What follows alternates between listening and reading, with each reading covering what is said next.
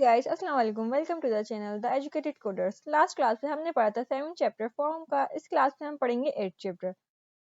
Browser में अपनी book खोल लेते हैं HTML CSS की। हम HTML CSS लिख कर सर्च कर सकते हैं। ये आ गई है हमारे पास बुक। हम कर लेते हैं ओपन।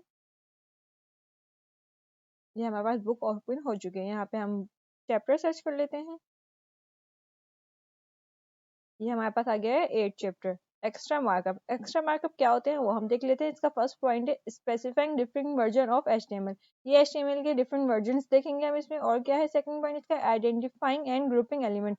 हम एलिमेंट को किस तरह आइडेंटिटी कर सकते हैं और किस तरह उसको ग्रुप कर सकते हैं। Comment, Meta information and I frame.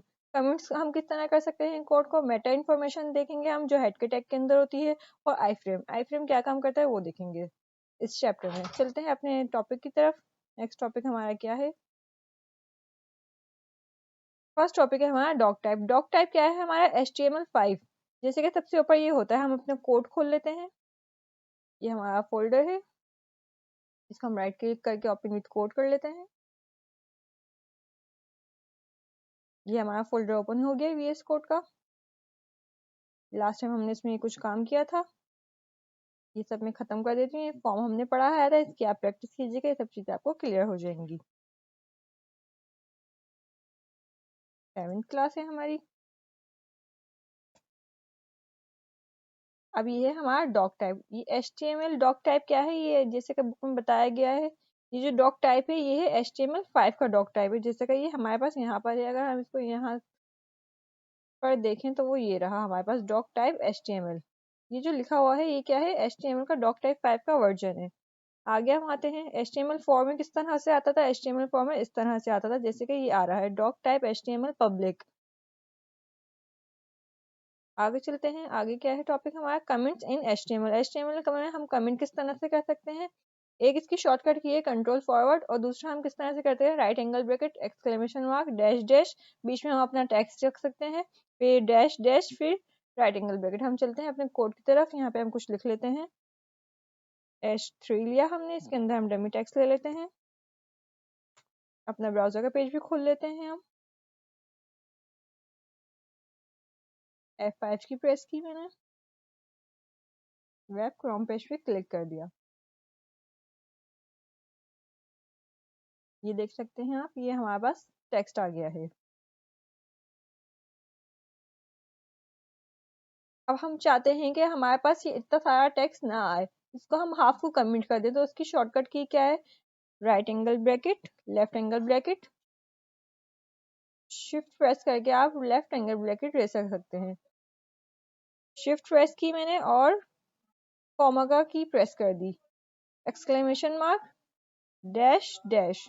अब जहां तक हमें कमेंट करना है वहां तक कमेंट कर सकते हैं। ये आप देख सकते हैं ये क्लोजिंग टैग इसका खुद ब खुद आ गया है। इसको हम यहाँ से कट कर देते हैं और कहाँ तक हमें पेस्ट करना है हम वहां तक कर देते हैं। कहाँ तक हम कमेंट करें हम यहाँ तक कमेंट कर देते हैं लास्ट तक। Control V। अगर आप इसको क्लोजिंग टैग नहीं बताएंगे तो ये नीचे का सारा टैग क्या कर देगा नीचे का सारा टेक्स्ट कमेंट कर देगा। तो अब हम चलते हैं अपने ब्राउजर के पेज पे। इसको हमने किया रिफ्रेश। ये आप देख सकते हैं हमारे पास टेक्स्ट हो गया है हाफ। हाफ को हमने कमेंट कर दिया मगर डिलीट नहीं किया। क्यों क्योंकि हमने कमेंट कर दिया अपने कोड के ऊपर। यहाँ पर तो ये सेफ है मगर हमारे ब्राउजर के पेज के ऊपर नजर नहीं आएगा। कमेंट आपको समझ में आ गया होगा। इसकी आप प्रैक्टिस कीजिएगा। ये आपको और अच्छी तरह से क्लियर हो जाएगा।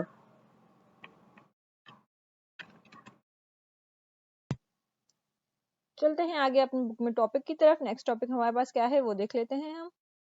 आईडी एट्रीब्यूट क्या काम करता है वो देख लेते हैं हम। चलते हैं अपने कोड के ऊपर। इसको हम खत्म कर देते हैं और नया काम कर लेते हैं। H2 लिया मैंने। अंदर मैंने लिख दिया 7th क्लास।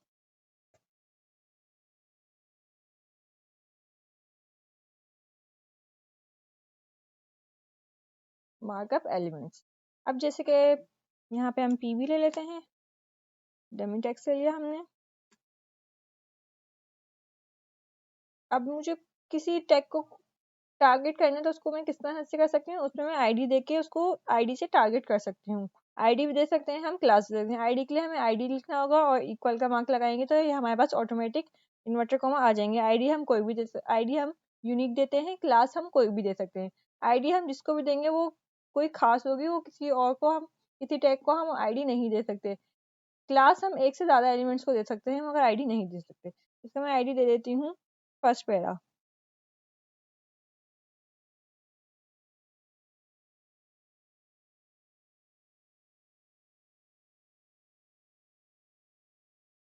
नीचे आ जाते हैं, इसी तरह से हम और काम कर लेते हैं।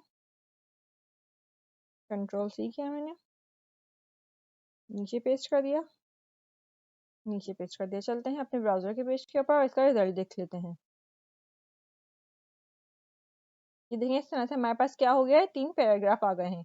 अब मैं चाहती हूँ कि मैं सेकंड पैराग्राफ पे टच करूँ तो मैं सेकंड पैराग्राफ पे चले जाऊँ। यहाँ पे हम और हेडिंग्स बना लेते हैं। H1 को ले लेते हैं हम 3 टाइम्स। फर्स्ट पैरा लिख देती हूँ यहाँ पर।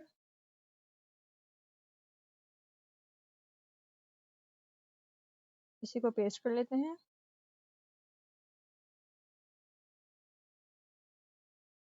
अब मैं क्या चाहती हूँ कि मैं यहाँ पे क्लिक करूँ फर्स्ट पैरा पे तो मैं फर्स्ट पैरा पे चली जाऊँ, सेकंड पैरा पे क्लिक करूँ तो सेकंड पे चली जाऊँ, थर्ड पे करूँ तो थर्ड पे चली जाऊँ। टेक्स्ट भी हम अपना सही कर लेते हैं। यहाँ पे सेकंड लिख देते हैं,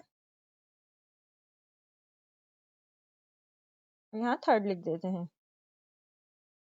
तो अब मैंने क्या काम करा है, जैसे कि हमें कहीं पर लिंक लगानी हो तो वहाँ पे हम क्या यूज करते हैं, एंकर का टैग यूज करते हैं। यहाँ पे हम एंकर का टैग ले लेंगे। ए लिखा, हमने टैब की प्रेस कर दी, हमारे पास एंकर का ओपनिंग क्लोजिंग टैग आ गया। क्लोजिंग टैग यहाँ हाथ से हम कट करके आगे पेस्ट कर देंगे। यहाँ पे भी हम एंकर का टैग ले लेते हैं ताकि हमारा लिंक हो जाए। यहाँ पे हम क्या चाहते हैं कि हम फर्स्ट और सेकंड पैरा पे क्लिक करें तो हम उस पैराग्राफ पे चले जाएं। तो उसके लिए हमें क्या करना होगा, लिंक यूज करना पड़ेगा। यहाँ से भी हमने इसको कट किया, यहाँ पेस्ट कर दिया। ये क्या हो गया, हमारी इस तरह से लिंक क्रिएट हो गई है। पेज को हम रिफ्रेश करेंगे, ये देख सकते हैं आप इसका कलर भी चेंज हो गया है। जब हम लिंक लगाते हैं तो हमारे टेक्स्ट का कलर चेंज हो जाता है और ऑटोमेटिक उसके नीचे अंडरलाइन जनरेट हो जाती है। अब जैसे कि मैंने इसको आईडी दी है फर्स्ट पैरा, अब हम आईडी को किस तरह से कॉल करते हैं, हैश के साथ कॉल करते हैं। हम शिफ्ट के साथ 3 की प्रेस करेंगे तो ये आ गया हैश। हमने आईडी जो दी है वो हम यहाँ से कॉपी कर लेंगे, कंट्रोल सी करके यहाँ हमने कंट्रोल वी कर दिया, आईडी कर दी हमने पेस्ट। नीचे हमने सबकी आईडी चेंज करनी होगी, आईडी हम एक जैसी नहीं दे सकते। यहाँ पर हम दे देते हैं सेकंड आईडी और नीचे हम दे देते हैं थर्ड आईडी। आईडी यूनिक होती है, एक जैसी आईडी हम नहीं दे सकते। यहाँ पर हमने तीनों एलिमेंट्स को आईडी दे दी है। इसका हम टेक्स्ट भी चेंज करते हैं, फर्स्ट पैरा सेकंड पैरा कर देते हैं ताकि हमें समझने में आसानी हो। फर्स्ट पैरा, इसी तरह से हम नीचे का भी कर देते हैं, यही पेस्ट कर देते हैं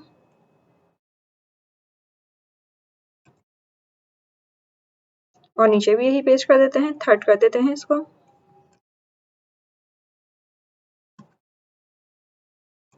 अब पेज पे आते हैं और रिफ्रेश करते हैं।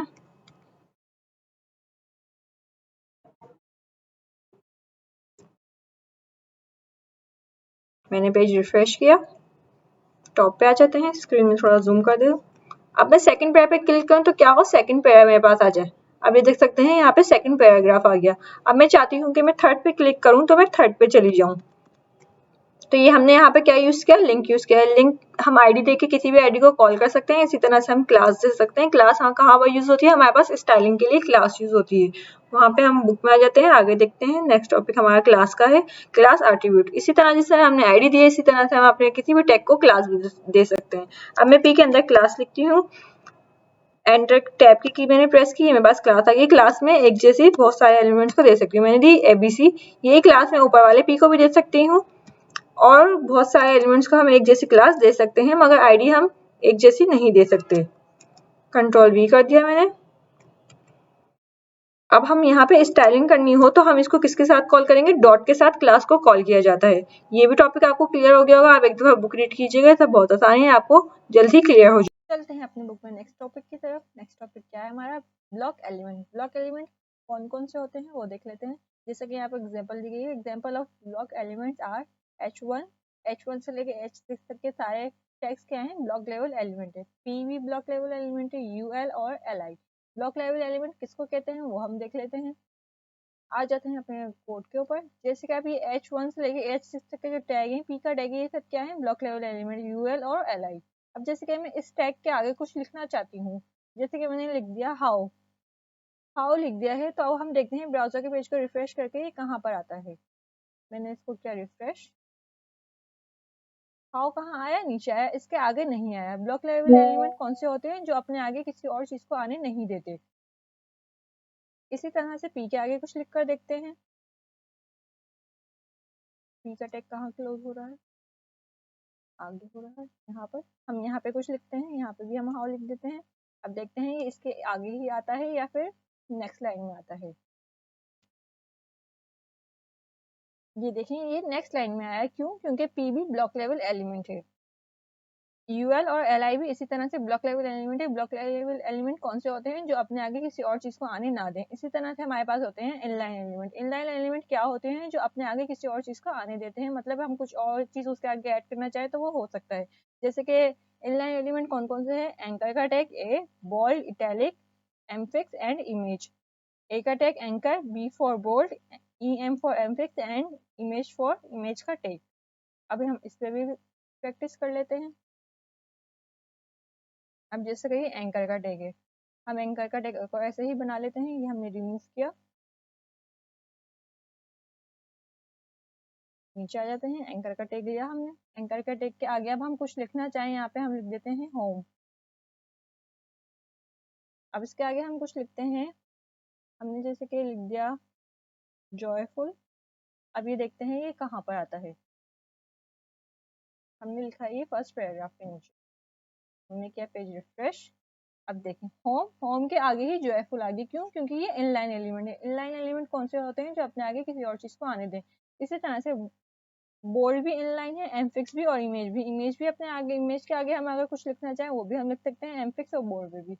इस पर भी हम प्रैक्टिकल कर लेते हैं। हमने यहाँ पे ले ली एक इमेज, थर्ड पैराग्राफ के नीचे ले लेते हैं इमेज का टैग लिया हमने, इमेज का हम पाथ दे देते हैं पिक। अब हम इसके आगे कुछ लिखते हैं, क्रैश कोर्स लिख देते हैं।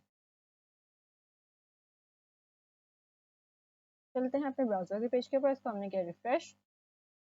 इमेज कहाँ आई है हमारी, ये देखें इमेज क्या है, इनलाइन। इनलाइन क्या होता है, ये अपने आगे किसी और चीज को आने देता है। इसी तरह अगर हमने H1 या H2 के आगे हमने कुछ टेक्स्ट लिखा था, वो कहाँ आ गया था, पी के नीचे हमने लिखा हाउ, कहाँ आया, यहाँ आया। इमेज के आगे हमने लिखा तो ये आ गया। ये इनलाइन और ब्लॉक लेवल एलिमेंट का डिफरेंस है, ये आपको समझ में आ गया होगा। इसकी आप प्रैक्टिस कीजिएगा, ये चीजें आपको और अच्छी तरह क्लियर हो जाएंगी। इसी तरह हमारा नेक्स्ट टॉपिक आता है grouping text and element in a block. हम एक टैग को किस तरह से ग्रुप कर सकते हैं, जैसे कि इसने एक डिव ले लिया है, डिव के अंदर इमेज भी है, यूएल भी है और एलआई भी है। तो हम इन तीनों को कैसे ग्रुप कर सकते हैं, डिफ के अंदर डैप करके हम इन तीनों को ग्रुप कर सकते हैं। जैसे कि हमने यहाँ पे कुछ काम किया है, फुल स्क्रीन कर देती हूँ। अब जिसके मैं इसको जूम कर दूँ थोड़ा। अब जैसे कि मैंने यहाँ पे क्या लिया, इमेज भी ली है, H2 भी है और P भी है। अब इन सबको मैं कैसे ग्रुप कर सकती हूँ, मैं एक डिफ के अंदर रैप कर देती हूँ। मैंने एक डिफ लिया, डिफ आगे लिखा हुआ, टैब की प्रेस कर देंगे, ये ओपनिंग क्लोजिंग टैग आ गए। मैंने यहाँ से क्लोजिंग टैग को कट किया, कंट्रोल एक्स किया और यहाँ नीचे पेस्ट कर दिया, जहाँ पे ये P का टैग क्लोज हो रहा है। यहाँ पे आकर हमने पेस्ट कर दिया। अब ये क्या हो गया, एक ग्रुप हो गया है किस चीज का, इन तीनों एलिमेंट्स का ग्रुप बन गया है। ये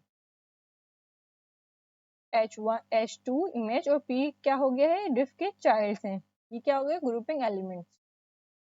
बुक में आ जाते हैं, इस सब की चीजों की आप प्रैक्टिस कीजिएगा, ये सब आपको अच्छी तरह क्लियर हो जाएंगी। Grouping text and element inline. हम इनलाइन के अंदर टेक्स्ट को किस तरह से ग्रुप कर सकते हैं, इस पेन के जरिए हम टेक्स्ट को ग्रुप कर सकते हैं। जैसे कि हम यहाँ पे आ जाते हैं अपने टेक्स्ट के अंदर, यहाँ पे हम कुछ टेक्स्ट ले लेते हैं, हमने कट कर दिया यहाँ से। यहाँ पे हमने लिख दिया स्पैन, टैब की प्रेस कर दी, यहाँ पेस्ट कर दिया। अब ये हमने क्या किया, स्पैन का टैग क्या होता है, जैसे कि एक हमारा इनलाइन एलिमेंट है, उसके अंदर हमने क्या किया, एलिमेंट्स को ग्रुप किया है।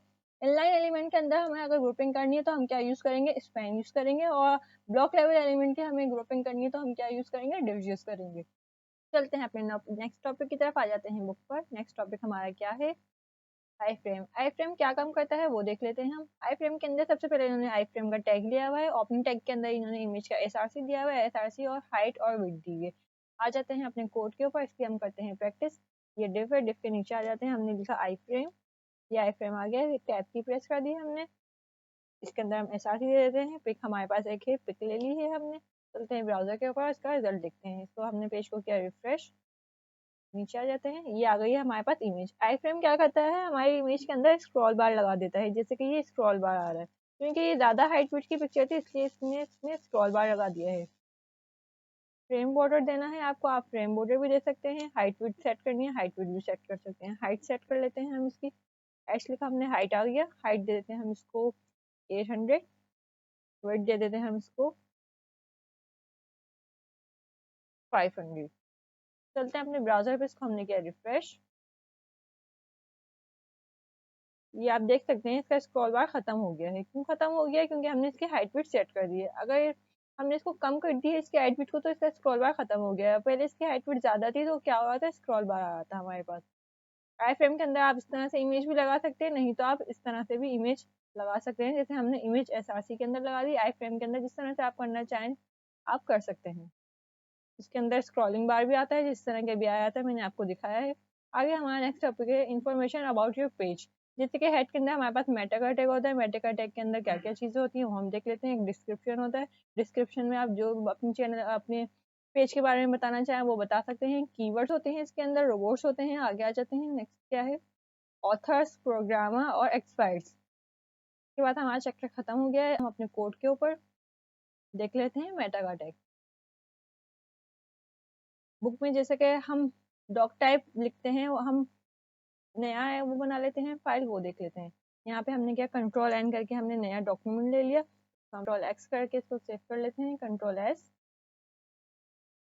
कंट्रोल एस करके हम इसकी टाइप रख देंगे HTML। हमने कर दिया सेव, और हम शिफ्ट के साथ 1 की प्रेस कर देंगे। ये हमारे पास आ गया पूरा बॉयलरप्लेट आ गई है HTML की। अब मेटा के टैग के अंदर क्या क्या होता है वो देख लेते हैं हम।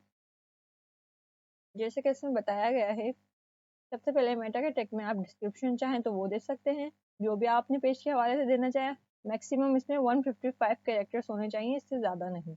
कीवर्ड्स आपको जो जो देने हैं अपने चैनल के बारे में, अपने पेज के बारे में, आप वो दे सकते हैं। कीवर्ड्स रोबोट भी आप दे सकते हैं, जैसे कि इसमें बताया गया है, this indicates whether search engine को इससे आपका पेज सर्च करने में मदद मिलती है। आगे आ जाते हैं, ऑथर क्या करते हैं, this is define the author of web page. ये आपके वेब पेज को डिफाइन करता है। प्रोग्रामर क्या काम करता है वो देख लेते हैं, this prevent the browser of catching the page. Programmer क्या करता है, आपको पेज को कैच करने में मदद करता है।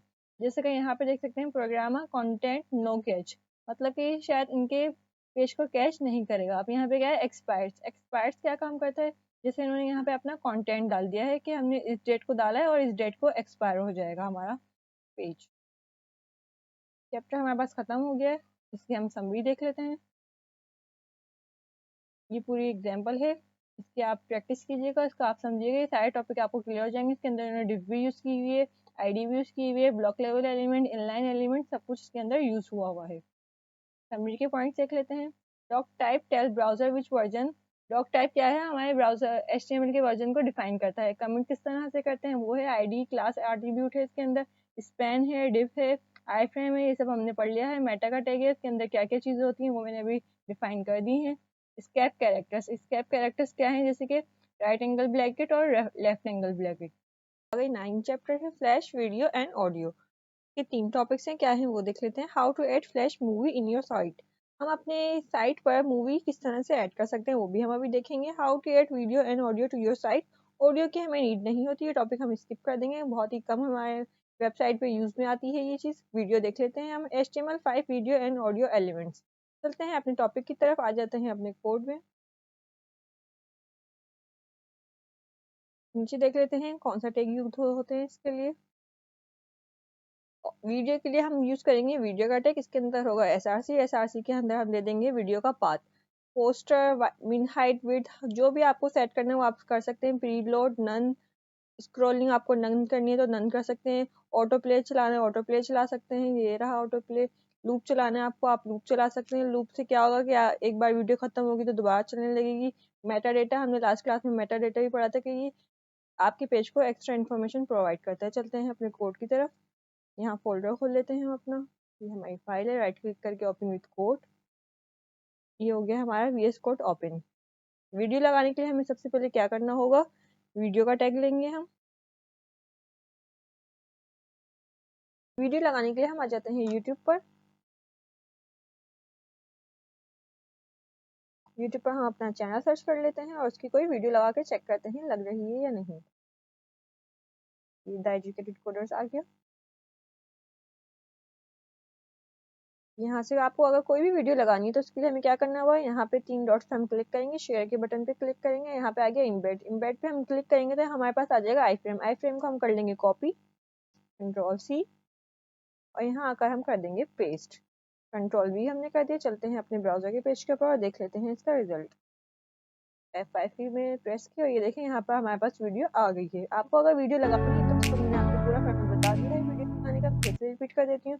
उसके लिए हमें आना होगा यूट्यूब पर, या आपको जहाँ से भी वीडियो लेनी है तो उस वीडियो के आप 3 बटन पे यहाँ क्लिक करेंगे।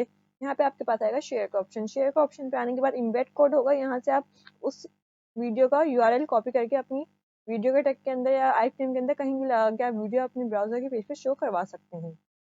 चलते हैं अपनी बुक की तरफ। इसको मैं खत्म कर देती हूँ। वीडियो में हमने पढ़ लिया है वीडियो का टैग, मैंने वीडियो भी लगा के दिखा दिया आपको। इस तरह आप अपने ब्राउजर पे कहीं भी वीडियो शो करवा सकते हैं। ऑडियो का प्ले यूज नहीं आता तो हम इसको स्किप कर देते हैं। यहाँ पर हमारा चैप्टर हो गया है खत्म। नेक्स्ट वीडियो में हम पढ़ेंगे CSS, how to work CSS, what does CSS क्या काम करता है, किस तरह से वर्क करता है, ये सब हम नेक्स्ट वीडियो में पढ़ेंगे। HTML हमारा खत्म हो गया। HTML की आप अच्छी तरह प्रैक्टिस कीजिए। इसके अंदर आपको कोई भी टॉपिक समझ में ना आया हो आप कमेंट सेक्शन में पूछ सकते हैं। आपकी कोई भी क्वेरी हो उसको हम क्लियर कर देंगे। उम्मीद करती हूँ आपको वीडियो पसंद आई होगी। हमारे चैनल को सब्सक्राइब कर दें, बेल आइकन के बटन को प्रेस कर दें। अपना रखिएगा बहुत सारा ख्याल। हो गया, मिलते हैं नेक्स्ट वीडियो में। अल्लाह हाफिज।